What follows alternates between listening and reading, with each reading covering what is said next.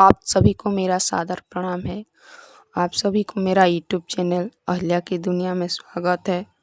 आज हम श्री सत्यनारायण व्रत की कथा सुनेंगे और इस कथा को अंत तक ज़रूर सुनिएगा। कथा को बीच में नहीं छोड़ते हैं।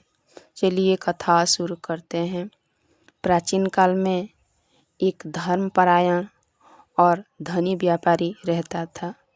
उसके पास धन वैभव तो बहुत था, लेकिन उसे संतान सुख नहीं था।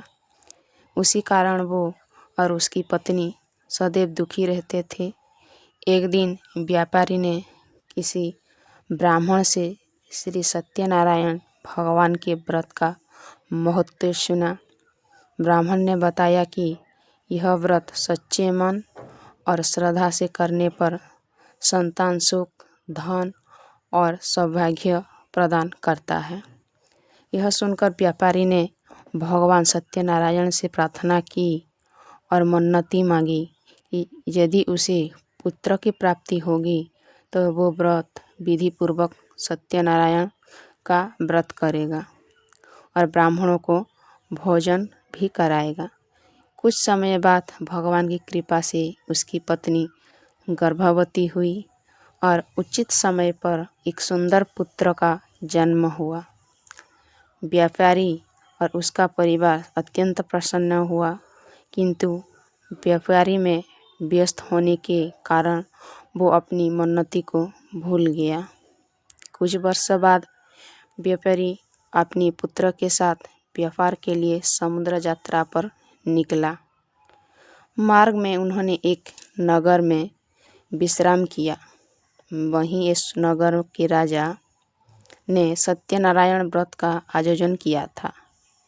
व्यापारी और उसका पुत्र वहां पहुँचे, परंतु उन्होंने बिना श्रद्धा के प्रसाद ग्रहण किया और भगवान का स्मरण नहीं किया। उससे भगवान सत्यनारायण अप्रसन्न हो गए। आगे यात्रा के दौरान व्यापारी का जहाज समुद्र में भयंकर तूफान में फंस गया। देखते ही देखते जहाज डूब गया और व्यापारी का सारा धन नष्ट हो गया। व्यापारी और उसका पुत्र किसी तरह एक तट पर पहुँचे, लेकिन वो अत्यंत दुखी और असहाय हो गए। तब व्यापारी को अपनी मन्नती और भूल याद आई।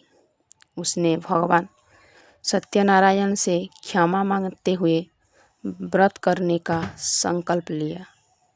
उसी रात भगवान सत्यनारायण ने सपनों में व्यापारी को दर्शन दिए और कहा, तुमने मुझे भुला दिया और व्रत नहीं किया, उसी कारण ये संकट आया। यदि सच्चे मन से व्रत करोगे तो तुम्हारा कष्ट दूर हो जाएगा। अगले दिन व्यापारी और उसके पुत्र ने विधि पूर्वक सत्यनारायण व्रत किया, कथा सुनी और प्रसाद ग्रहण किया। भगवान की कृपा से उन्हें वहीं उनका खोया हुआ धन वापस मिला और सुरक्षित रूप से वो अपने घर लौट आए। व्यापारी ने फिर कभी अपनी श्रद्धा में कमी नहीं की और नियमित रूप से सत्यनारायण भगवान की पूजा करता रहा। भगवान से की गई मन्नती को कभी नहीं भूलना चाहिए। सत्यनारायण व्रत केवल परंपरा नहीं बल्कि श्रद्धा और विश्वास का प्रतीक है। जो व्यक्ति अहंकार, लापरवाही या भूल से भगवान को अवहेलना करता है उसे कष्ट भोगना पड़ता है, लेकिन सच्चे मन से पश्चाताप और भक्ति करने पर भगवान अवश्य क्षमा करते हैं। इस कथा आपको कैसा लगा कमेंट में ज़रूर बताना और पहली बार चैनल पर आए हैं तो चैनल को सब्सक्राइब कर दीजिए।